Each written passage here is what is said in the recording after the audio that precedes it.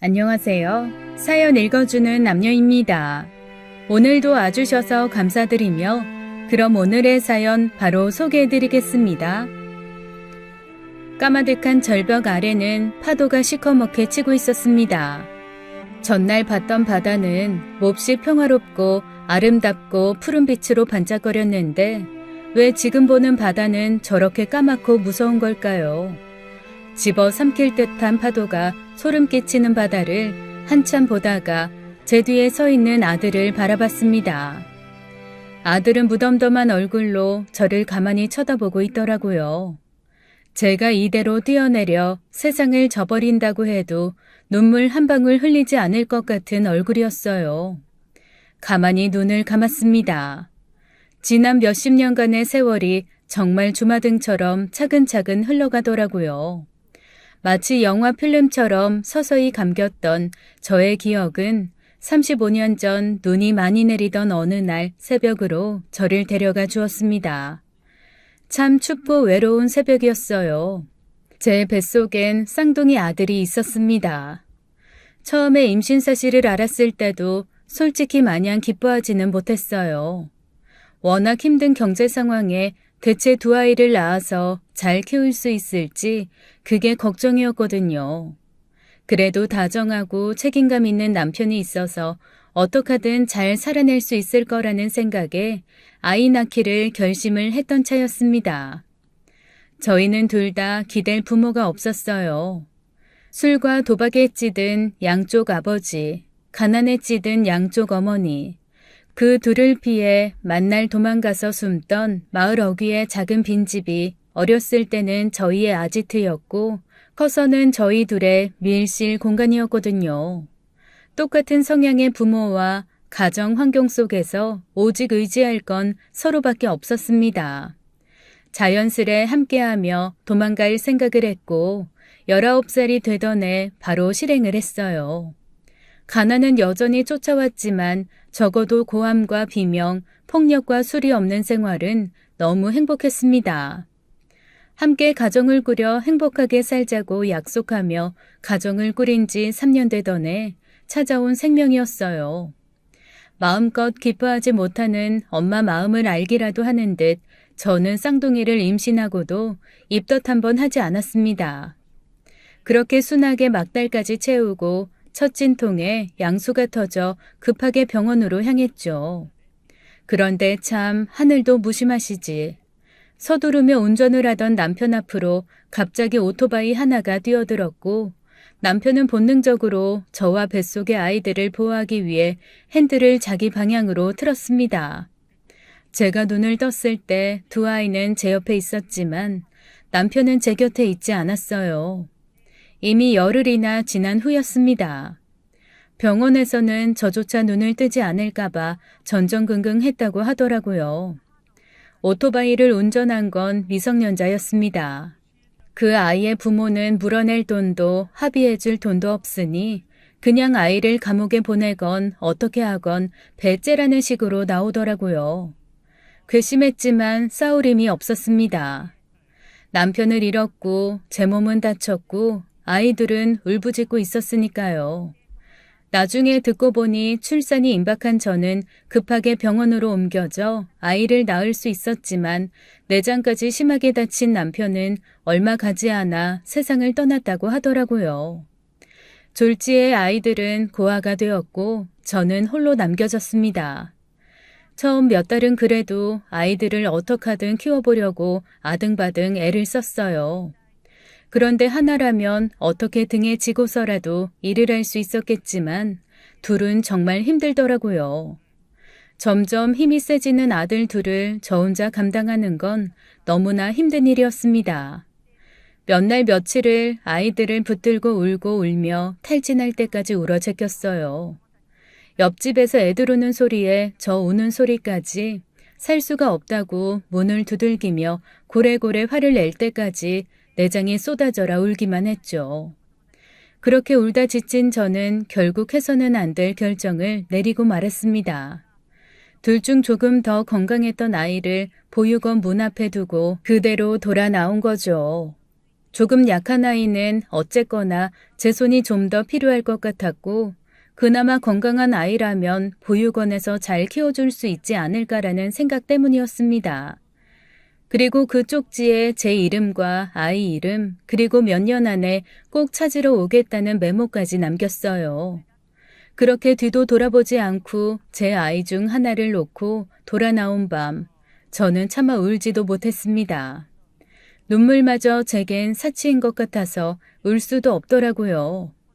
아무것도 하고 싶지 않고 다 손 놓고 포기하고 싶은 시간들이었지만 그러기엔 남은 한 아이가 너무나 서럽게 저만 바라보고 있더군요. 그 아이를 굶길 수는 없었으니 더 악착같이 일을 했습니다. 그리고 없는 살림이지만 10,000원, 20,000원이 모여 10만 원이 되면 보육원에 익명으로 기부금을 보냈죠. 제가 보낸 기부금으로 제 아이가 과자라도 하나 더 먹고 옷이라도 한 벌 더 얻어 입길 바라는 마음으로 눈물과 함께 보내는 돈이었습니다. 그렇게 훌쩍 10년이 지나고 말았어요. 그 10년 동안 제 아이는 참 잘 커주었어요. 영민했고 똘똘했습니다. 그리고 어른스러웠어요. 제 앞에서 그렇게 자라는 아이를 볼 때마다 두고 온 또 다른 아이가 자꾸만 눈에 밟혔습니다. 아이가 10살 되었던 그 해에 죽이 되던 밥이 되던 나머지 한 아이도 데려와야겠다는 생각을 했어요. 도저히 마음이 부서져서 이렇게는 못 살겠더라고요. 그런데 그렇게 찾아간 보육원은 흔적도 없이 사라지고 없었습니다. 주변에 물어봤더니 이미 몇 년 전부터 보육원은 문을 닫고 거기 있던 아이들도 다 뿔뿔이 흩어졌다는 얘기를 들었어요. 너무 황당했죠. 그동안 제가 쭉 후원금을 보내던 계좌가 몇 년 전부터 없는 계좌라고 나와서 그냥 바뀌었나 보다라고 생각했거든요. 그런데 그쯤 보육원이 문을 닫았던 겁니다. 왜 그 생각을 미처 못했을까 아차 싶더라고요. 몹시 당황스러웠습니다. 그대로 제 아이 하나를 잃은 것 같아 정말 장이 끊어지게 울고 또 울었어요. 남은 아이는 제가 왜 우는지를 몰라 어리둥절하게 저를 바라볼 뿐이었죠. 슬픔을 잊는 건 그저 몸을 바쁘게 굴리는 것밖에 방법이 없더라고요. 2개 하던 일을 3개로 늘리고 3개 하던 일을 4개로 늘리며 몸 돌볼 새 없이 그렇게 살았습니다. 그렇게 앞만 보고 달리던 어느 날 제 앞에 한 남자가 나타났어요. 제가 일하던 음식점 골목 밖에서 지물포를 하는 남자였어요. 아버지한테 물려받은 지물포를 성실하게 운영하는 사람이었는데 저보다 4살 어린 동생이었죠. 제가 일하는 음식점이 추어탕 집이었거든요. 어느 날부터 점심때도 저녁때도 와서 추어탕을 먹길래 저 남자는 정말 추어탕을 많이 좋아하나 보다라고 생각했습니다. 그런데 아무리 추어탕을 좋아해도 1년을 하루 2끼 먹는 건 좀 어렵잖아요. 참 희한하다 싶어서 그제야 물어봤죠. 그런데 추어탕이 그렇게 좋아요? 아니요. 누나가 좋아요. 손에 들고 있던 뚝배기를 떨어뜨릴 뻔했을 정도로 놀랐습니다. 전혀 티를 내지 않았거든요. 그런데 그가 그러더라고요. 오며 가며 보면서 사실 혼자 좋아했어요. 그런데 영 곁을 안 주길래 언제 말을 걸어주려나. 내가 매일 가서 추어탕을 먹으면 한 번은 말을 걸려나 하고 먹었는데 이게 1년이 될 줄은 몰랐네요. 너무 황당해서 저는 전혀 마음이 없으니 앞으로 추어탕 안 먹으러 와도 된다고 그랬습니다. 아니 1년을 말 걸어주기를 기다리며 왔다는 것도 이상한데 이름도 모르는 사람한테 고백을 받는 건 더 이상하잖아요. 김복구, 제 이름이요. 그렇게 1년이나 얼굴을 본 후에서야 전 남편의 이름을 알았습니다. 어쩐지 강아지 이름 같아서 자꾸 되뇌이게 되는 이름이었어요. 이름을 알게 되니 그 다음에는 그냥 자연스레 인사를 하게 되더라고요. 뭔가 스미듯이 스리슬쩍 아사무사하게 말이죠. 남편은 처음에는 누나 누나 하면서 따르더니 어느 순간 누나라는 말도 없이 조금씩 반말을 섞어 하기 시작했습니다. 저는 처음에 그가 좋아한다는 말을 했었다는 것도 있고 그냥 절 웃게 해주는 정말 복구 강아지 같은 사람으로 편하게 그를 대했어요. 그도 제게 별다른 관계를 요구하지는 않았고요. 요즘 애들 말로는 썸이라고 하나요? 애인인 것 같으면서도 그냥 누나 동생 같은 그런 관계로 1년 정도 더 보냈나? 어느 날 제게 너무나 진지하게 그러더라고요. 제 옆에 있고 싶다고 말입니다. 처음에 저는 펄쩍 뛰었어요. 저한테 10살 넘은 아들도 있고 다시 누군가를 사랑해서 가정을 꾸릴 만한 여유도 없다고 말이죠. 그랬더니 그가 이렇게 얘기하더라고요. 그냥 지금처럼 있어요. 내가 가서 내 가정 꾸리면 그냥 거기 아내라는 위치에 있기만 해줘요. 내가 더 많이 좋아하니까 뭐 하려 하지 말고 그냥 옆에만 있으면 되지 뭐. 굳이 뭐 하려고 하지 마요. 그런데 굳이 뭐 하지 말라고 하는 그 얘기가 어쩜 제 마음을 그렇게 콱 울렸는지요. 저는 평생 뭔가를 더 해라, 뭔가를 더 해야 한다라는 채찍 같은 압박만 받고 살았는데 처음으로 저한테 뭘 더 할 필요 없다고 하는 사람이 나타난 겁니다. 어렸을 때는 뭐라도 해서 돈을 벌어와라, 술 외상으로 가져와라, 그런 말만 듣고 살았고 조금 커서는 네가 잘해서 엄마 아빠 먹여 살려야 한다는 부담을 안고 살았습니다. 그리고 그 모든 걸 버리고 떠난 후에도 저는 남편 없이 아이를 잘 키워내야 한다. 어떡하든 돈을 더 벌어서 이 아이를 제대로 키워야 한다는 생각에 저를 몰아붙였거든요.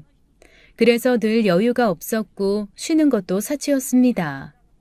뭐라도 하지 않으면 큰 죄를 짓는 것 같아서 식당에서 일을 하지 않을 때는 다른 일을 찾아서 하곤 했어요. 어느새 전 그 골목에서 잠 없는 여자, 일만 하는 여자, 독한 여자가 되어 있더군요. 시장에서는 50원, 100원에 목숨 거는 여자, 1원이라도 비싸면 안 사는 여자, 늘 할인 코너만 뒤지는 여자가 되어 있었죠. 하나도 부끄럽지 않고 제가 지쳤다는 것도 깨닫지 못했는데 그의 한마디에 장님이 눈을 뜨듯이 쿵 하고 제 마음을 치는 게 있었습니다. 저 몹시 지쳐 있었더라고요. 그냥 열심히 살고 싶지 않고 뭐든 하고 싶지 않은데 제 마음을 속이며 억지로 뭐라도 해야 한다는 생각을 하고 거기에 절 맞춰서 끌어왔던 것이 느껴졌습니다. 갑자기 눈물이 왈칵 쏟아졌어요. 그는 제 눈물이 허락이라고 생각했는지 저한테 깊은 입맞춤을 하더라고요. 제가 아무리 밀어내도 절 놓지 않았습니다. 내 진심에 감동해서 울었잖아. 그게 허락이야. 괜히 아닌 척 밀어내려고 하지 마. 난 결심했어. 당신이랑 살 거야. 내가 아빠 되어줄 거고 남편 되어줄 거야. 그러니까 아닌 척 하지 말라고. 그 박력에 반했는지 그날 이후 저는 한 번도 그가 저보다 어리다는 생각을 하지 못했어요. 그냥 늘 저보다 어른 같고 오빠 같은 든든함만 보여주었거든요. 그날부터 저희는 연인이 되었고 얼마 가지 않아 가족이 되었습니다. 가족이 된 지 1년 만에 예쁜 딸도 찾아왔고 2년 뒤엔 또 딸 하나가 더 저희에게 찾아왔어요. 남들이 봤을 땐 아들 하나 딸 둘 몹시 다복한 가정이었죠. 처음에는 좀 반대하셨던 시부모님도 첫째 딸 낳기 전에는 저희 사이 허락하셨고 정말 친손주처럼 제 아들을 물고 빨고 하며 예뻐해 주셨습니다. 돌아가시기 직전에도 당신 아들이 아닌 손자, 제 아들 손을 잡고 엄마 아빠 잘 부탁한다고 너무 사랑한다고 얘기해 주셨고요. 그 모습 하나만으로 제 마음속 은혜 갚아야 할 1순위는 저희 시부모님이 되었습니다. 이후로 제 1년 행사 중 가장 크게 중요하게 치르는 게 바로 시부모님 제사예요. 그거라도 제가 제대로 하지 않으면 마음의 빚을 도저히 갚을 수 없을 것 같아서 정말 제사상 하나만큼은 상다리가 부러지게 차려드립니다. 남들이 봤을 때는 3남매의 다복한 가정, 시부모님 제사 성대하게 차리는 좋은 며느리, 아내와 자식밖에 모르는 가정적인 남편. 정말 모두가 부러워하는 집이었죠. 하지만 제 마음 한구석엔 늘 제 아들과 꼭 닮았을 또 다른 아이가 마음에 남아 있었습니다. 남편에게는 서로 마음을 나누고 사귀기 시작한 지 얼마 되지 않아서 큰아이가 쌍둥이라는 얘기를 했어요. 깜짝 놀라더라고요. 그러면 혹시 어디서 어떻게 살고 있는지 알아? 아니, 보육원도 없어진 지 너무 오래됐고, 동네 사람들도 이상하게 그 보육원 얘기는 잘 안 해줘. 내가 아이를 두고 와서 그렇다고 하면 그냥 좀 키워보지 왜 보육원에 뒀냐고 타박하기만 하고. 혹시 아이를 찾고 싶어? 당신한테는 면목 없지만 찾고 싶어. 너무 미안하고 이렇게 살면 나 죽어서도 사실 그 아이 볼 면목이 없을 것 같아. 만약에 어디서 학대받거나 힘들게 살고 있으면 어떡해? 나 원망하는 건 상관없는데 그냥 아프게 힘들게 살지만 않았으면 좋겠어. 남편이 그 얘기를 듣고 물심양면 알아보고 사람 써서 알아보고 없는 살림에 정말 돈 많이 들여서 조사를 해줬습니다. 그러다가 마지막으로 제가 들은 얘기는 엄청 부잣집, 정말 떵떵거리고 사는 영국의 부잣집에 입양 갔다는 얘기였어요. 그런데 참 이상하죠? 부잣집으로 입양 갔다는 그 소리를 듣는 순간 제 마음의 추처럼 깊게 박혀있던 무언가가 쑥 사라지는 느낌이었습니다. 저는 늘 맛있는 걸 먹으면서도 혹시 그 아이가 밥을 굶고는 있지는 않을지, 배가 고파서 어딘가 쓰러져 누워있진 않을지, 그게 자꾸만 눈에 걸려 밤 넘기기가 까끌까끌했거든요. 아이들에게 좋은 옷을 사입힐 때도 이런 것도 못 입고 있으면 어떡하나, 더운 곳에서 덥게, 추운 곳에서 춥게 있으면 어떡하나라는 생각에 손끝이 저려오곤 했습니다. 그런데 넘볼 수 없을 만큼 부자인 집에 입양 갔다는 얘기를 듣는 순간 용서받을 수는 없지만 제가 한 모든 행동을 용서받는 느낌이었어요. 그거 정확해? 어디서 알아낸 거야? 아니, 그 보육원을 닫으면서 남아있던 애들 10명이 다 다른 보육원으로 옮겨갔는데 그중에 그 현중이 형제라는 친구는 없더라고. 이 현욱이? 그래서 혹시 그전 기록이 없는지 찾았거든. 그랬더니 거기에는 있어? 자세하게 남아있는 건 없었는데 여기 이거. 남편이 낡고 구겨진 종이 하나를 꺼내놓았습니다. 거기에는 제가 마음속에 꾹꾹 담아놓았던 이름 현욱이라는 이름이 남아있었어요. 그리고 제 아들 현욱이의 이름을 비롯해서 몇몇 아이들의 이름이 적혀 있었습니다. 그리고 옆에 영국 부자, 프랑스 평범, 미국 일반 이런 식의 단어가 쓰여 있었어요. 제 아들 현욱이 옆에는 영국 부자라고 되어 있었고요. 그 종이를 보는 순간 마음속에 깊이 박혀있던 가시 하나가 톡 빠지는 것 같았습니다. 그날부터 저는 정말 미안하지만 그 아이를 어느 정도 마음속에서 내려놓고 잊을 수 있었습니다. 제 아이들은 참 고맙게도 누구나 부러워할 만한 좋은 자식들로 자라주었어요. 친아빠가 아님에도 불구하고 큰아이는 아빠를 정말 친아빠처럼 따르고 많이 사랑하고 의지해줬습니다. 물론 남편도 아이 셋 차등 없이 공평하고 자유롭게 잘 대해주었고요. 더 이상 바랄 게 없었어요. 큰아이는 외국계 회사를 다니는 번듯한 회사원으로 매번 승진 때마다 놓치지 않고 승진을 하는 능력 있는 사람으로 자랐고요. 큰딸은 혼자 그림 그리는 걸 열심히 하더니 별다른 지원 없이도 미대에 진학해 졸업했습니다. 지금은 집 근처에서 미술학원을 운영하고 있어요. 둘째 딸은 자기 아빠 따라 도배하는 걸 배우고는 얼마 전 도배사가 되었죠. 남편은 이렇게 힘든 일 뭐하러 하냐고 퉁박을 주면서도 딸이 자기보다 꼼꼼하고 감각 있어서 잘 나가는 도배사가 될 것 같다고 은근히 좋아하는 것 같았습니다. 딸 역시 요즘처럼 인력 부족할 때는 기술이 최고라며 자기는 대학 가서 공부하는 것보다 이게 더 적성에 맞는다고 똑부러지게 말하더라고요. 세 녀석 다 자기 자리에서 든든하게 살아주니 그저 고마울 따름이었습니다.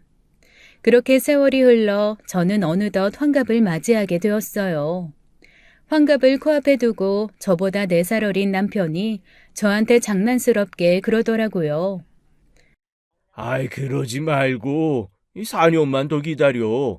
나랑 같이 환갑잔치 하자. 그랬더니 제 딸들이 펄펄 들고 일어났습니다.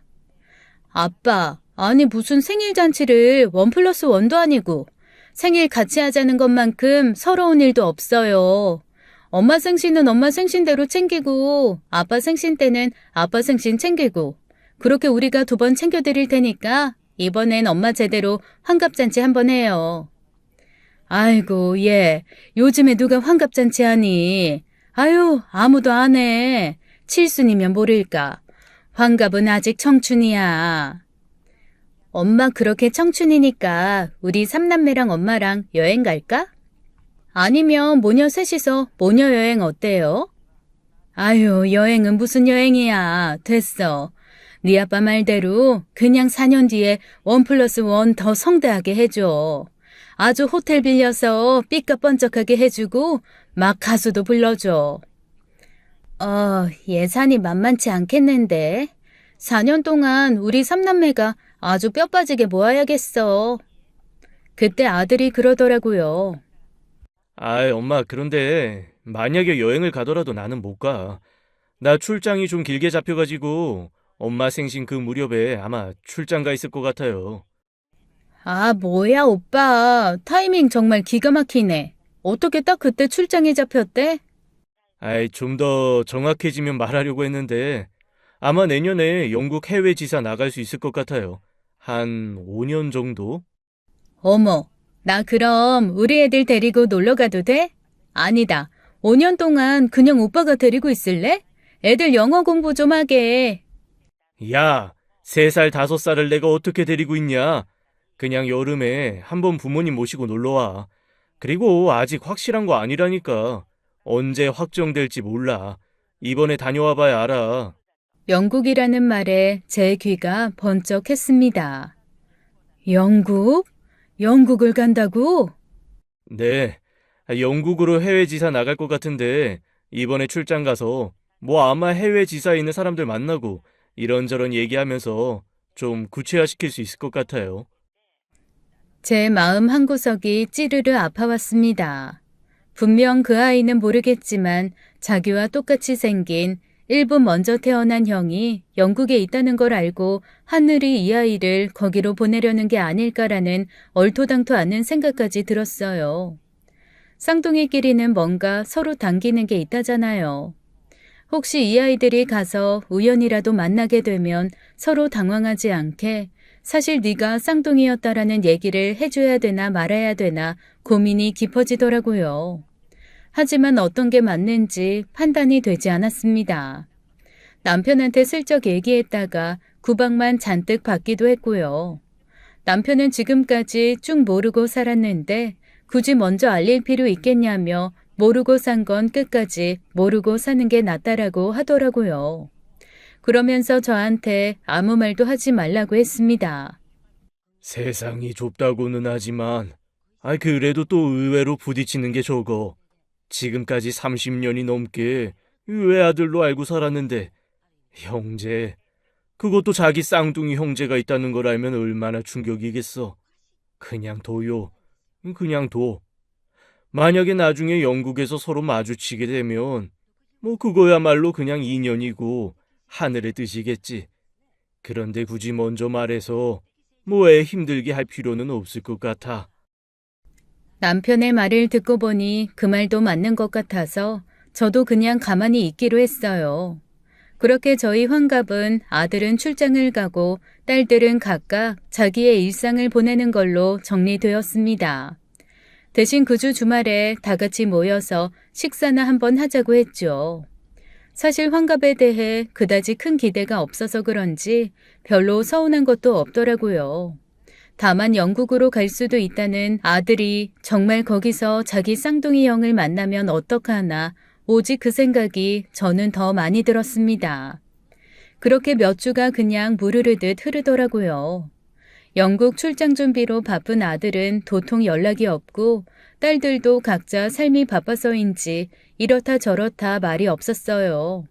그런데 어느 날 뜬금없이 제 핸드폰이 아닌 집으로 전화가 한 통 오더라고요.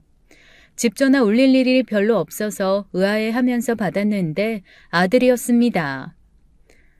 너 핸드폰으로 전화하지 왜 집으로 했어? 아, 제 핸드폰 지금 잠깐 어디 놓고 와서요. 엄마, 저랑 여행 가실래요? 여행? 무슨 여행? 갑자기? 그냥 우리 주말에 점심 저녁 먹기로 했잖아. 아니, 동생들한테까지 얘기하면 괜히 일 커질 것 같아서 그냥 엄마한테 몰래 단둘이 여행 가자고 데이트 신청하는 거예요. 아유, 우리 아들 로맨틱하네. 엄마한테 데이트 신청도 할 줄 알고. 그래, 그러면 우리 비밀로 슬그머니 갔다 올까? 저야 좋죠. 엄마 그냥 우리 내일 떠나요. 내일 너 출장 간다 그러지 않았어? 아, 출장 며칠 미뤄졌어요. 그래서 출장 가기 전에 엄마랑 여행 먼저 다녀오고 그 다음에 출장 다녀오려고요. 내일 아침에 제가 모시러 갈게요. 아무한테도 얘기하지 마요. 우리 둘의 비밀 여행이니까. 네 아빠한테도 비밀로 하라고? 아빠 알면 질투할 텐데. 같이 따라간다고 그러면 어떡해. 그래, 하긴 네 아빠 그러고도 남지. 맞다. 내일 네 아빠 어차피 새벽에 지방으로 출장 간다 그랬어. 후배가 집을 지었는데 거기 도배 싹 해달라고 아마 부탁을 했나 봐. 며칠 걸린다고 했으니까 말 안 하고 슬그머니 다녀오면 되겠다. 타이밍이 좋네. 알았어요, 엄마. 그럼 내일 오전에 한 8시쯤 모시러 갈게요. 아들이 그렇게 전화를 하고 끝냈는데 뭔가 마음이 두근두근했습니다. 이 녀석이 워낙 속이 깊고 과묵한 편이긴 한데 이런 식으로 아주 가끔 아주 드물게 로맨틱한 모습을 보여줄 때면 꼭 연애하는 것 같고 좋더라고요. 언젠가 이 친구도 언젠가 이 녀석도 장가를 가면 저보다는 자기 아내한테 더 집중할 텐데 그나마 제 아들로 있을 때 한 번쯤 단둘이 같이 여행 가는 것도 나쁘지 않겠다 싶은 생각이 들었습니다. 전화기 밖으로 나오는 목소리가 평소와는 달리 좀 잠겨 있고 살짝 쉰 것도 같고 해서 혹시 감기라도 걸린 게 아닌가 걱정은 좀 들었어요. 그래서 아들 먹일 생강차를 끓이면서 슬금슬금 짐을 싸는데 이거 은근 스릴 있고 즐겁더라고요.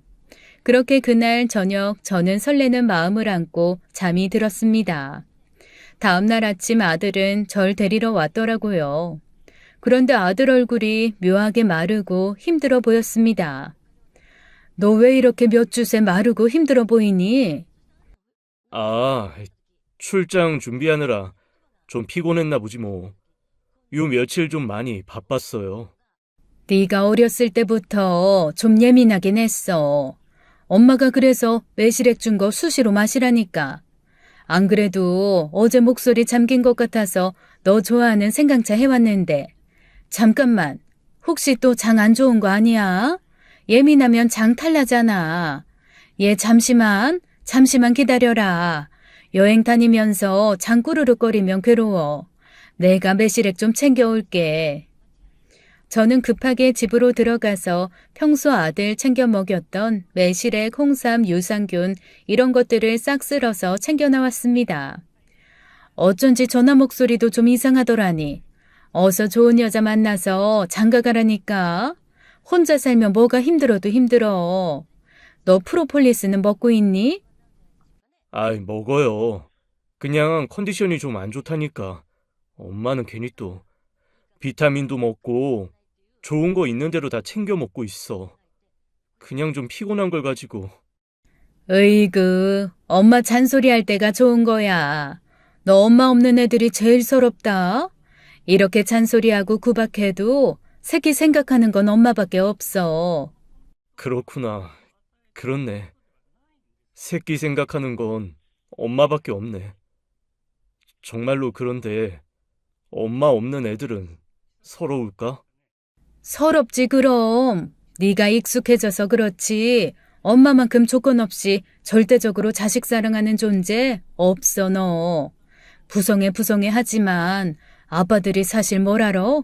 뱃속에서 10달을 발로 뻥뻥 차며 나랑 부대낀 존재인데 원래 모든 엄마는 자식을 위해 죽을 수도 있는 거야.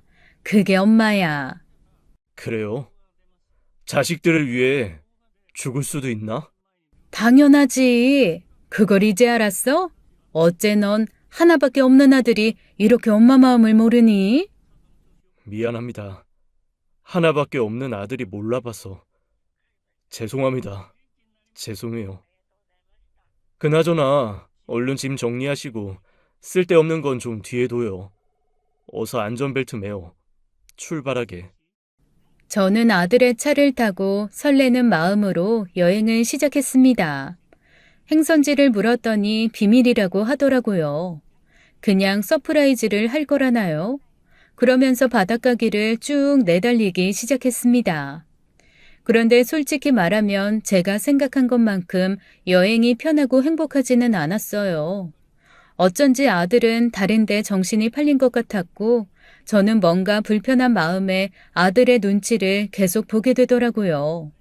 그리고 평소 아들이 좋아하는 해산물 위주의 식사를 자꾸만 권했는데 아들은 입맛이 없다며 영 먹지도 않고 깨작거리기만 하더라고요. 오히려 저한테 그냥 엄마가 먹고 싶은 거 먹으라고 밥을 몇 술 뜨지도 않는 겁니다. 사실 여행은 맛있는 거 먹는 게 거의 반 이상이잖아요. 아들이 거의 아무것도 입에 대지 않으니 저도 입맛이 없더라고요. 결국 이틀째 되는 날 제가 아들한테 조금 속상하다는 듯이 그렇게 얘기했습니다.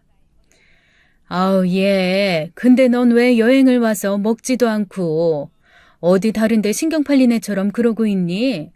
얼굴도 밝지가 않고. 그래도 엄마 너랑 여행 왔는데 네가 너무 그러고 있으니까 마음이 불편해. 미안해요. 이것저것 생각할 게 많아서 그런가? 나도 모르게 그렇게 되네. 왜? 고민 있어? 무슨 고민인데? 엄마한테 말해봐. 아니, 뭐, 고민이야 늘 많지. 조금 답답하더라고요. 뭐라도 말을 하면 제가 도와줄 수는 없어도 들어줄 수는 있잖아요. 그리고 이 녀석이 평소에 고민이 있다고 해서 이렇게 티를 내는 녀석이 아닌데 이렇게 티를 내고 앉아 있으니 뭔가 심각한 게 발생을 했나 해외 출장을 나가기로 한 게 뭔가 잘못된 건가 싶었습니다. 아니면 회사 일 자체에 문제가 생긴 건 아닌지 오만 생각이 다 들더라고요. 그렇게 어색한 여행이 끝나갈 즈음이었어요. 그동안 남편하고도 별다른 얘기 없고 딸들하고도 크게 연락을 할 일이 없었거든요. 저희가 원래 연락이 많은 가족은 아닙니다. 서로 무소식이 희소식이다 하면서 사는 그런 사람들이라 특별한 일 없으면 메신저도 잘 안 하고 문자나 전화도 잘 하지 않습니다. 그런데 아들과 함께 차를 타고 근처에 멋진 절벽 풍경이 있다고 해서 보러 가는 길에 딸한테 전화가 오는 거예요. 얘가 웬일인가 싶어 얼른 전화를 받았죠. 무슨 일이야? 엄마, 지금 어디야? 나? 잠깐 밖에. 왜? 엄마, 지금 오빠랑 있지? 그래. 근데 그걸 어떻게 알았니? 오빠가 얘기했어? 제가 흘낏 아들을 봤는데 아들의 얼굴이 딱딱하게 굳어 있더라고요. 순간 오만 생각이 다 들었습니다. 혹시 나랑 여행하는 게 뭔가 안 좋아서 딸한테 불만을 토로했나? 그래서 딸이 나한테 뭐라 한마디 하려고 전화를 한 건가? 저는 약간 긴장하며 계속 전화를 받았습니다. 그런데 딸이 그 다음에 한 말은 정말 충격적인 말이었어요. 엄마, 그 사람 우리 오빠 아니야. 네 오빠가 아니라니. 무슨 소리야? 제가 그러면서 옆에 아들 얼굴을 봤습니다. 아들이 입을 앙 다물고 갑자기 엑셀을 밟더라고요. 그리고 제 손에서 순식간에 전화기를 빼앗아 달리는 차 밖으로 내던져 버렸습니다. 그 순간 제 머리를 쾅 치고 지나가는 생각이 하나 있었어요. 그리고 조각조각 났던 기억들이 하나하나 꿰어 맞춰지며 그동안 여행하는 내내 마음 깊은 곳에서 소용돌이 치던 의심이 역시라는 단어로 귀결되더라고요. 비로소 그 결론이 제 머릿속을 쿵하고 때렸습니다. 제가 조용히 물었어요. 너 혹시 현욱이니? 아들의 눈이 빨갛게 달아오르며 눈물이 차오르더라고요. 그게 제 이름이었나 보죠. 갑자기 가슴이 먹먹해지면서 눈물이 쏟아져 나왔습니다. 그동안 어떻게 살았어? 잘 살았어? 건강한 거야? 아니, 어떻게 이렇게 나타나? 제 옆에 3박 4일간 있던 그 아들은 제가 고아원에 두고 왔던 저의 첫아이, 몸이 건강하다는 이유로 제가 손을 놓아야 했던 제 아들이었습니다. 제가 눈물을 흘리며 그렇게 묻자 아들은 아무렇지도 않게 대답하더라고요. 죽지 못해 살았어요. 매일매일 엄마를 원망하면서 왜 내가 아닌 다른 아이 손을 잡았을까 궁금해하면서. 너 영국에 있는 부잣집에 입양된 거 아니었어? 그러자 아들이 정말 허탈하다는 듯이 웃으며 저한테 그러더라고요. 영국 부잣집. 영국이 대체 어디 있는 나라인데요. 도박 중독 미친놈한테 끌려가서 앵벌이로 10년. 그 다음에는 도박판 뒤치다꺼리하는 양아치로 10년.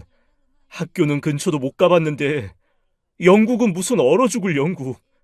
영국 부잣집 입양 보내놓고 발 뻗고 살았나 보죠? 참 편하네. 나는 부잣집에 입양 보냈으니 할 것 다 했다. 이건가? 갑자기 손발이 달달 떨려왔습니다. 뭐라도 잡지 않으면 기절할 것 같더라고요. 그게 무슨 소리야? 너 영국 부잣집으로 입양 갔다고. 정말 어마어마한 부잣집으로 입양 갔다고 했는데?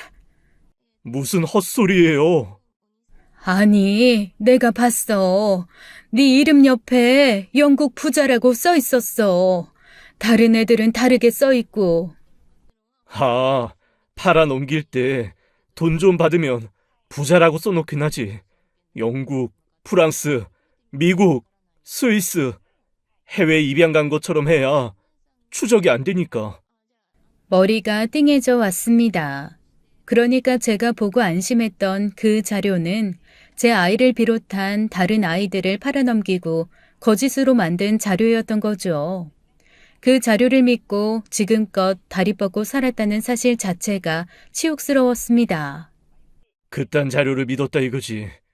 대체 누가 그 자료를 갖다 줬어요? 네 아빠가 알아봤는데. 아빠? 나한테 아빠가 어딨어? 차 사고로 뒤진 그 남자 말하는 건가? 내가 얼굴도 못 본? 아니면 지금 나랑 똑같은 얼굴을 하고 있는 그 놈을 아들이라고 물고 빨고 사는 도회쟁이 그 남자를 말하는 건가? 그 둘 다 내 아빠는 아니지. 내 동생인지 형인지 그 자식 아빠겠지. 할 말이 없더라고요. 하지만 정말 저는 이 아이가 어떤 삶을 살아왔는지 알아야 했습니다. 그래서 또 이를 악물고 눈물을 꾹 참으며 물었어요. 그럼 대체 이때까지 어떻게 산 거야? 아들은 대답이 없었습니다. 그리고 한참을 침묵을 지키다가 저한테 그러더라고요. 보육원에서 7살 때까지 살았대요. 그리고 7살 무렵 한 남자가 보육원에 찾아와 아들을 데려갔다고 했습니다. 보육원 원장은 아들한테 아빠가 생겼으니 앞으로 아빠 말 잘 듣고 착한 아이가 되어야 한다며 보냈다고 했습니다. 그리고 손에 10,000원짜리 한 장을 쥐어주었다네요. 그 10,000원 지금 어디 있는 줄 알아요? 내 팬티 안에 있어. 그 10,000원이 말이야. 7살 나한테는 목숨줄이었거든.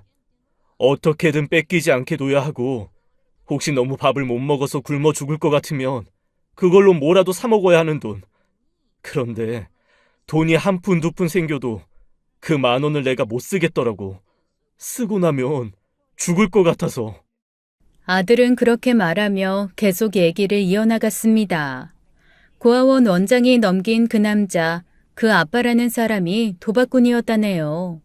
그것도 전국을 떠돌면서 도박판을 설계하고 판 벌렸다가 걸리면 도망가고 숨어있고 하는 전문 도박꾼이요.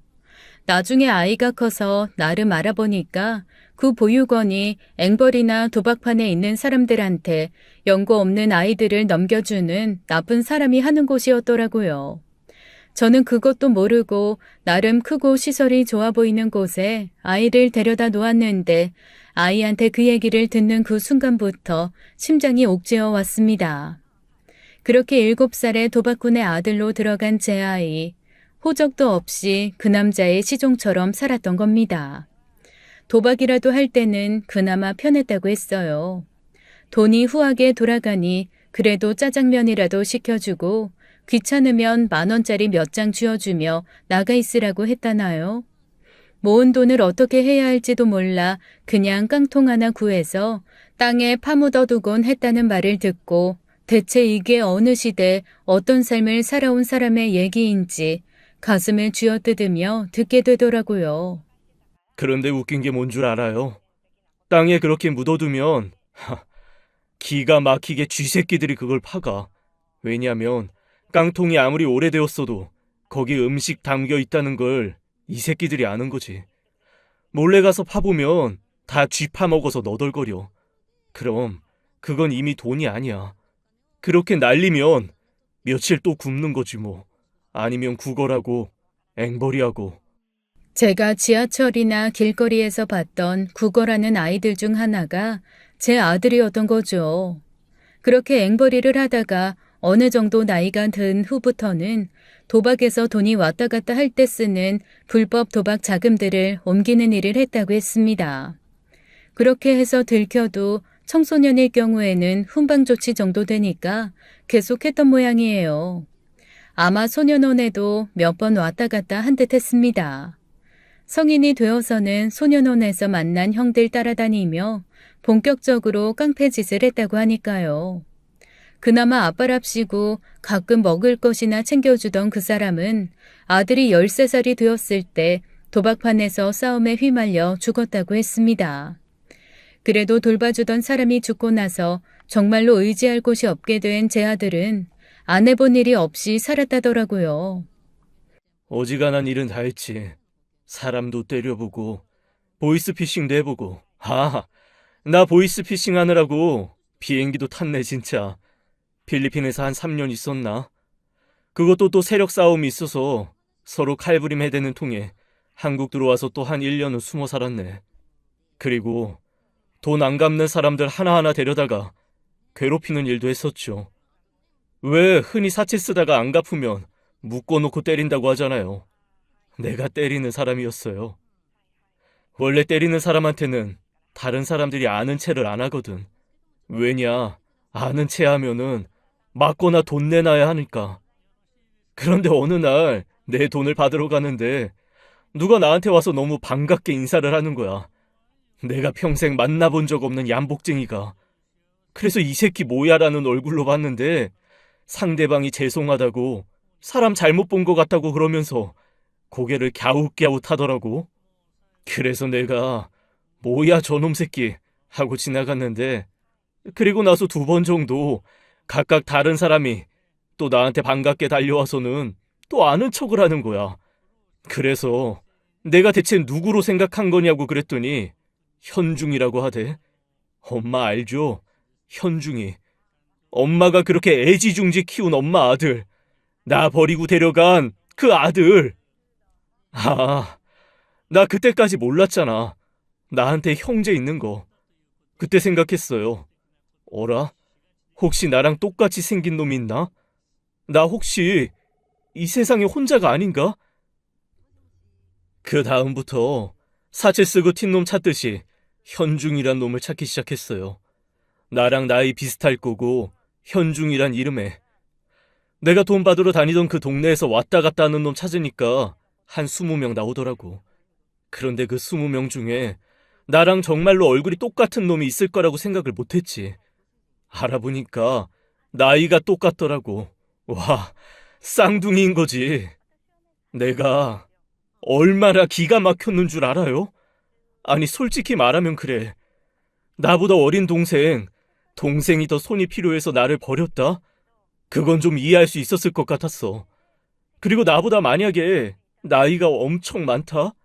그런데 나를 못 키울 환경이었다. 그것도 이해하려면 이해하겠지. 그런데 어떻게 쌍둥이 중에 하나를 그렇게 아무렇지도 않게 버리고 그러고 살 수 있는 건지. 게다가 내 쌍둥이 형인지 동생인지 모를 그놈 엄청 괜찮은 회사 다니면서 잘 살대? 이거 엄마건 아빠건 힘들어서 날 버린 게 아니구나. 그냥 키우기 싫어서 날 버렸구나라는 생각이 드는 거야. 그래서 그놈을 쫓아갔지. 아니, 그런데 집도 꽤 사시더라고.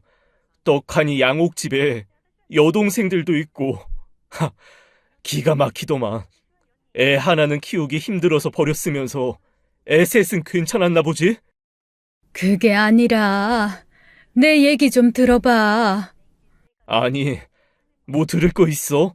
어차피 결과는 이거잖아. 애 셋은 다 번듯하게 키워놓고 나는 갖다 버리고. 그래서 나는 양아치 같은 깡패 새끼들 손에 죽지 못해 간신히 생명 연명하듯 살아남았고, 나머지 애들은 교육 잘 받고 살았고, 그게 전부 아닌가?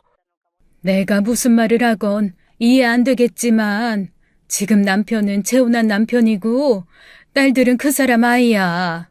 내가 너희를 낳았을 땐 정말 둘 다 키우기가 너무 어려운. 아, 그럼 둘 다 버리던가. 너무 불공평하잖아. 한 놈은 버리고 한 놈은 키우고. 그 기준이 뭐야? 네가 좀 더 건강했어. 어딜 가서든지 그래도 잘 살아남을 수 있지 않을까 해서. 와, 진짜 할 말이 없네. 당신 바보야? 돌도 안 된 아기가 건강하면 얼마나 건강하고 약하면 얼마나 약한데. 건강하면 뭐 천하장사처럼 몇 날 며칠 접 굶고도 산대? 그 시기 아기면 그냥 손으로 눌러도 세상 떠나는 나약한 존재들 아닌가? 그런데 뭐? 건강해서 버렸다고? 정말 어이없고 이기적이네. 와, 몰랐네 내가. 엄마한테 버림받지 않으려면 아파야 되는구나. 그치? 건강하면 버림받는 거니까. 그렇지? 그러지 마. 그렇게 말하지 마. 그런 거 아니야.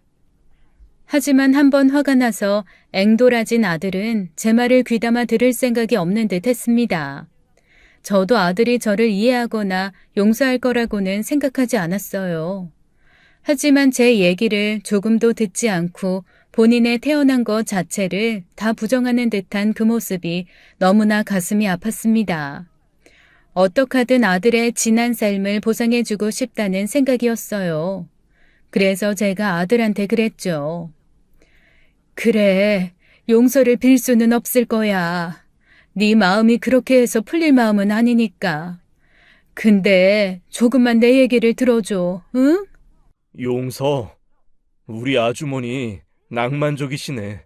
하긴 3일 내내 느꼈어. 참, 이 사람 자식 버려놓고 해맑다. 정말 이렇게까지 환하게 웃을 수 있나? 단 한 번이라도 버린 자식이 그 마음에 와서 아팠던 적은 있을까? 어쩜 이렇게 해맑게 웃고 있지? 난 그렇게 매 순간이 지옥이었는데 용서처럼 낭만적인 얘기를 하시네. 어떻게 나한테 감히 용서라는 말을 할 수가 있지? 아들의 싸늘한 말을 듣고 저는 아무런 반박도 할 수가 없었습니다. 토하듯 자기 얘기를 쏟아내던 아들이 그렇게 미친 듯이 엑셀을 밟아 도착한 곳은 바닷물이 까마득한 절벽이었어요. 분명 이곳에 오기 전에는 너무나 예쁜 바다 풍경을 볼 수 있다는 생각에 가슴이 뛰었는데 정작 절벽 앞에 서고 나니 꼭 제 마음을 대변하는 곳에 서 있는 것 같아 마음이 무너지더라고요. 제가 아들에게 물었습니다. 그래서 내가 어떻게 하면 좋겠니? 아들이 아무 말도 하지 않더라고요. 네가 믿을지 안 믿을지 모르겠지만 난 널 한순간도 잊은 적이 없어. 어떻게 그렇게 웃을 수 있냐고 했지? 난 네가 정말로 영국의 아주 부잣집 도련님으로 살고 있다 생각했거든. 그렇게 들었으니까 그렇게 믿었지. 그래서 웃을 수 있었어. 내가 먹는 이런 것 따위 서민 음식이라 안 먹고 더 고급스러운 거 먹으며 살겠지. 내가 보는 이런 풍경은 너무 시시해서 거들떠도 안 보겠지. 그런 생각하니까 웃을 수 있었던 거야. 네가 그렇게 살고 있다는 걸 알았으면 나는 내 모든 걸 팔고 내 목숨을 바쳐서라도 널 찾았을 거야. 진심이야. 그리고 조용히 절벽 앞으로 다가갔습니다. 그 앞에서 두 눈을 꼭 감았죠. 주마등처럼 지난 세월이 흐르고 만약에 여기서 제가 뛰어내려 아들이 지난 세월을 보상받는 것 같은 느낌을 가질 수 있다면 저는 충분히 뛰어내릴 수 있었습니다. 남은 아이들에겐 다정한 아빠도 있고 지난 세월 동안 저는 그 아이들에게 정말 아낌없이 사랑과 정성을 다했으니까요. 지금 이 순간만큼은 여기 남아있는 제 불쌍한 아이에게 할애할 수 있을 것 같은 생각이었거든요. 정말 미안해. 근데 이게 진짜 네가 원하는 거면 나는 미련 없이 할 수 있어. 그렇게 제가 한 발 절벽으로 발을 내딛는 순간 뒤에서 그렇게나 듣고 싶었던 한마디가 들려왔습니다. 엄마! 그 소리를 듣고 저는 그만 털썩 주저앉고 말았어요. 엄마! 하지 마. 아이가 달려와 뒤에서 저를 끌어안고 펑펑 울더라고요. 너무 원망했어. 왜 똑같은 얼굴인데 한날 한시에 태어난 자식인데 내가 아니라 걔를 택했을까?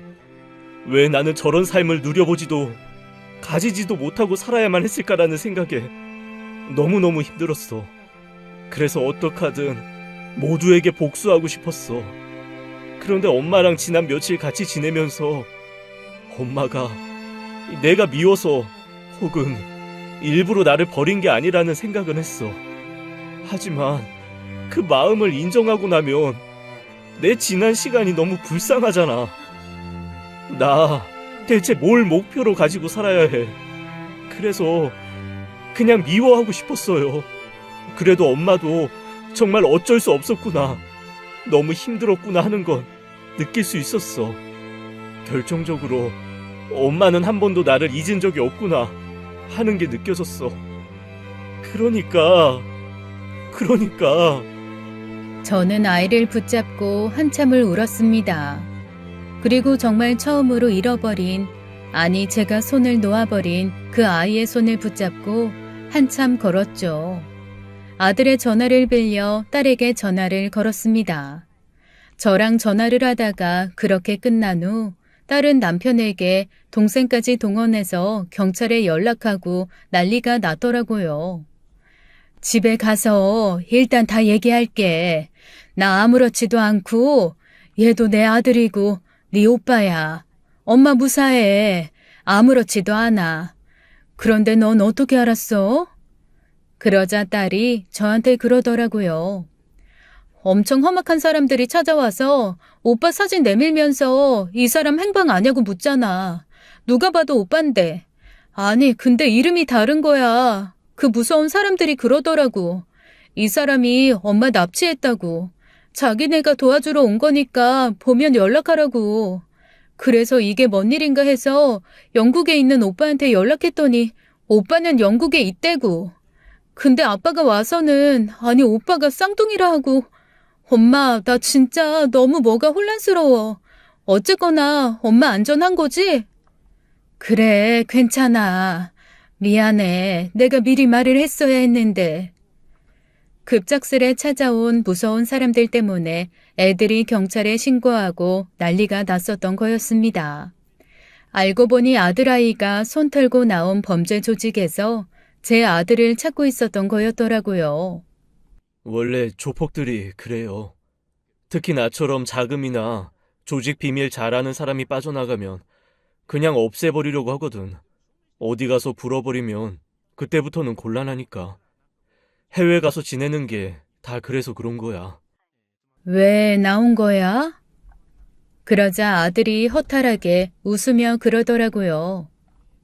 엄마는 웃겠지만 내가 한두 달 정도 계속 엄마랑 집에 있는 자식들 살펴봤거든. 그런데 다들 너무 괜찮은 거지. 그냥 딱 화평한 가족? 그때 처음으로 꿈이 생겼어. 아, 저 가족. 저 안에 들어가고 싶다. 나도 저 일원이 되고 싶다라는 생각이 들더라고. 어이없지. 왜 어이가 없어? 당연히 가족이지. 당연한 걸 왜 어이없다고 해? 내가 어떻게 가족 안으로 들어가? 말이 안 되지. 그런데 적어도 몸뚱이 찜질 당하면서 내쫓기지 않으려면 그냥 있는 세계에서 나오기라도 해야겠다. 라는 생각이 들더라고. 그래서 나왔어. 잘했어. 안 늦었어. 얘, 100세 시대야.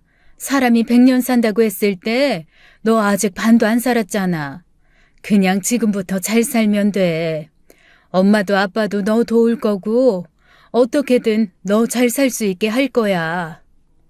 그놈들 벌써 엄마 딸들한테 찾아갔다며. 내가 나타나거나 완전히 사라지지 않으면 계속 괴롭힐 거야. 내가 알아서 할게요. 아들은 자기가 다시 사라져서 어떻게든 수습하겠다고 했지만 저는 다시 잡은 이 아이의 손을 놓아줄 생각이 없습니다. 범죄 조직이 아니라 한 나라의 군대가 온다고 해도 이 아이를 지키기 위해 전 싸울 거거든요. 그래서 제가 그랬죠. 엄마 2번 다시는 네 손 안 놔. 너 내 눈앞에서 못 사라져. 우리 집으로 가자. 네 가족이 있는 집으로, 응? 어린 아이처럼 제 품에 안겨 엉엉 우는 그 아이를 꼭 안고 저는 맹세했습니다. 다시는 이 아이를 울리지 않겠다고, 죽는 날까지 이 손을 놓지 않겠다고 말이죠. 지금까지 사연 읽어주는 남녀였습니다. 끝까지 시청해주신 여러분 감사드리며 저희는 다음 사연으로 돌아올게요. 감사합니다.